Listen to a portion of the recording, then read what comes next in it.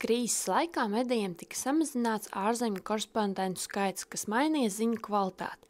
Devāmies noskaidrot, kāda situācija šobrīd ir medijos un kā eksperti vērtē Latvijā atspoguļotās ārzemju ziņas.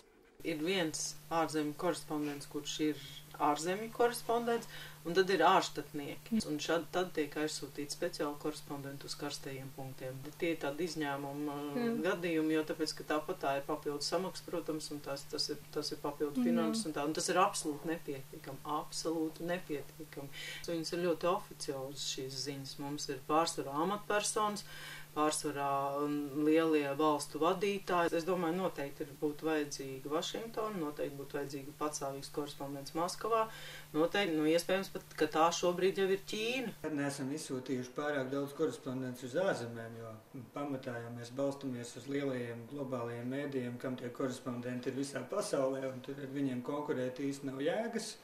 Tā jau, protams, nekad nebūs labi nevienai redakcijai. Visiem vienmēr gribēsies vairāk naudas, lai varētu kādu vairāk kaut kur sūtīt, jo savs tomēr ir savs. Kā ārzemziņu nodaļas vadītājs tikai priecātos, ja mums būtu savs korespondents visos pasaules karstajos punktos, plus vēl, manā skatījumā ideāls būtu, ja mums būtu korespondenti Maskavā, Briselē, Tallinā, Viļņā, Vašingtonā. Mēs vērtējam, protams, mēs daži, bet tas mūsu uzdevums un atbildība ir izvērtēt. Ja pieņemtu, kad ir vairāki braucieni, tad šo te Latvijai devuma svarīgums būtu tas galvenais kritērijs, pēc kā mēs skatītos, uz kurieni no šiem braukt. Protams, tam sekos arī jautājumi, kā ir ar naudas lietām, vai varbūt tā, ļoti Latvijai svarīgā lieta ir ārkārtīgi dārga, un to mēs vienkārši nevaram atļauties. Jā, tā arī gadās. Bet galvenais ir īstenībā ļoti vienkārši. Tās ir skatītāja intereses vairākos tādos komponentos, ko es teicu.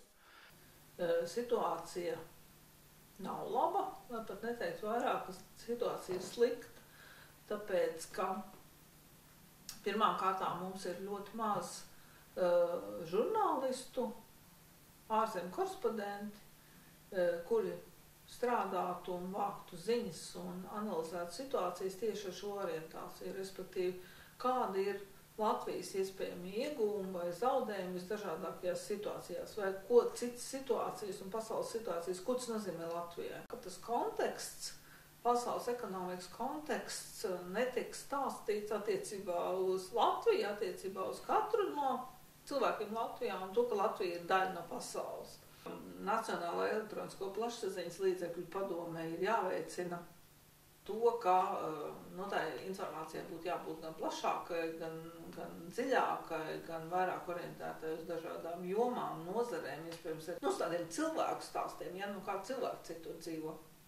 Respektīvi, ka mums ir jābūt vienkārši oriģinālajai informācijai.